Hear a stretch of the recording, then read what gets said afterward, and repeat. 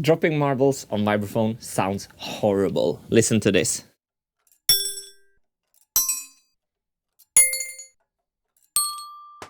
This is how a vibraphone should sound.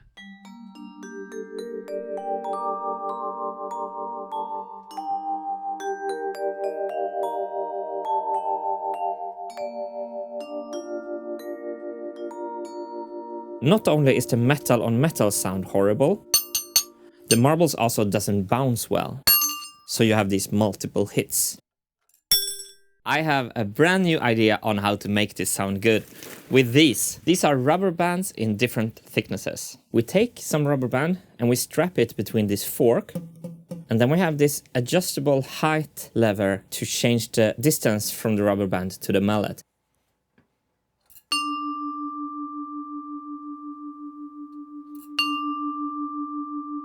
And what is amazing with this is that it doesn't only make the sound softer and nicer, you can even adjust the volume. By raising the rubber higher up from the vibraphone bar, you will have less volume of the hit. Lower down, harder hit. Higher up, lower hit. Ow! Marble on toe. Vibraphone mallets comes in different hardnesses for different sounds. So let's listen to the softest.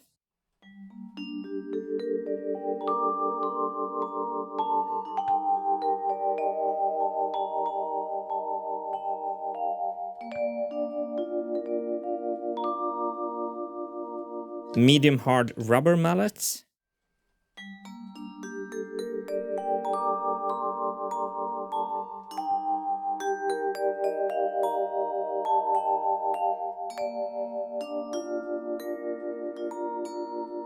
These hard ones are actually more for glockenspiel, like this instrument I have here, and that can produce some recognizable sounds. Here is the brilliant part. If we want this softest sound, we can use the thickest rubber, and if we want the hardest sound, we can use the thinnest rubber, and we can choose exactly how hard we want the marbles to hit the vibraphone. So that's really soft. Let's make it louder.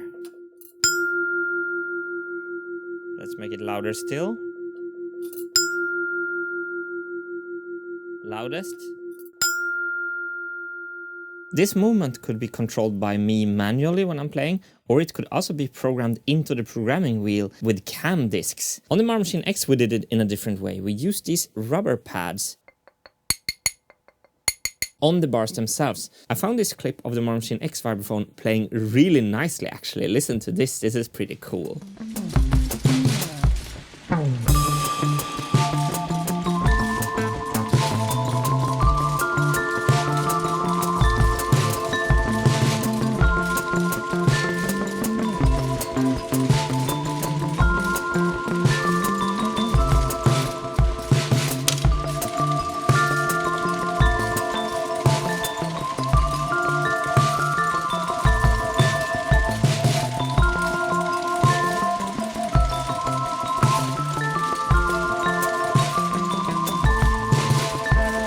This kind of worked, but you can only have one single hardness and one single volume, and the rubber pad on the metal bar is actually dampening the vibrations, so the bars aren't singing as good as they do with this method. This idea is actually from Darth Marius, so thank you Marius so much for yet again contributing gold to the Marble Machine project. Swedish people will know what this is. Not good? Okay, let's try to sample the whole vibraphone. Come in. Never gets old, does it?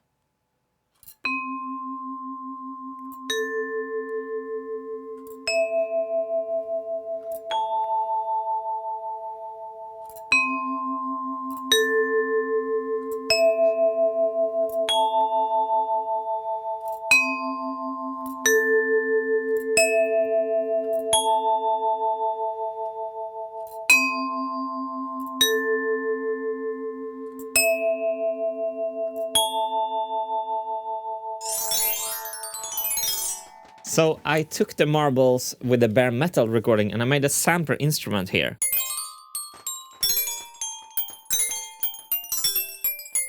So this is how it sounds, how bad it sounds with the marbles on the metal.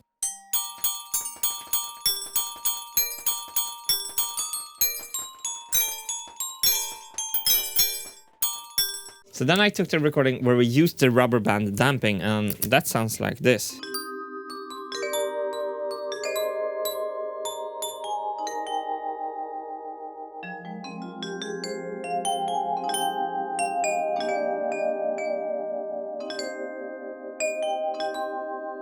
Quite the difference. And then here we have the dynamics. So I can play soft or hard.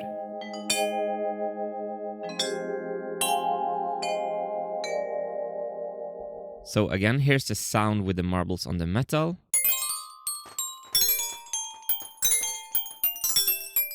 And here's the sound with the rubber band.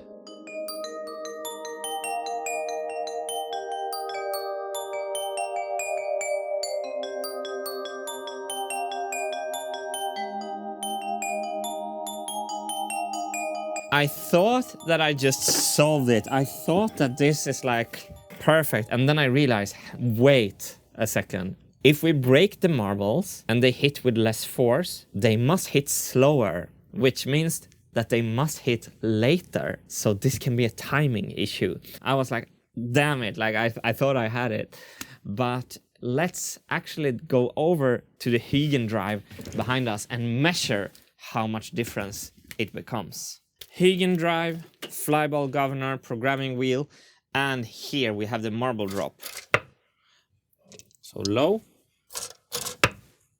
and high. Okay, we have a pretty stable tempo. Okay, so low, high. I'm marking that one, low, high. Marking that one, low, high, low, high. Okay, we have the results. I've analyzed the data in the computer here. So the blue transients are the loudest where the rubber was low, and the red transients are the lowest where the rubber was high. And if we zoom in here, we can see a clear trend. The red ones have hit later than the blue ones, but it's not by much. So the higher position of the rubber band slowed down the marble with 0.003 of 1 second. So this is not a lot. So if we listen to all these transients, they will sound like one. There is a difference, but I thought the difference would be a little bit bigger actually.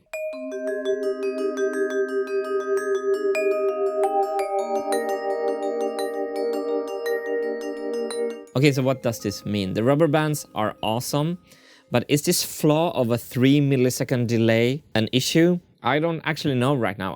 I'm keeping agnostic around that today. But what I do know is that my method of working now is absolutely amazing, because on my previous machines, these were the things that came up as surprises when I've already finished building the whole machine. So now I'm finding these things out in a test environment fast and cheap. It's brilliant. Another way to do this would be to layer different thicknesses of rubber band like this, and that could perhaps actually mean that the transient isn't delayed on the softer things. On the other hand, 3 milliseconds, maybe even a musician is playing softer notes a little bit further back, so maybe it even creates a human timing. Perhaps a human musician actually plays earlier when you want to play hard, like that second little hard note, that one, you don't want to be late on that one.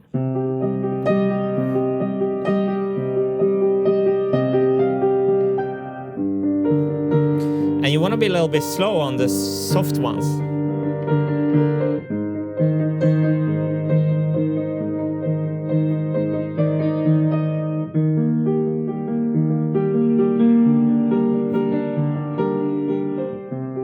So I was asking myself again today, like, why am I doing this? And like, it's not about music anymore. It's not really about engineering. It's about progressing, mastering something that has beaten me twice. It's basically personal now.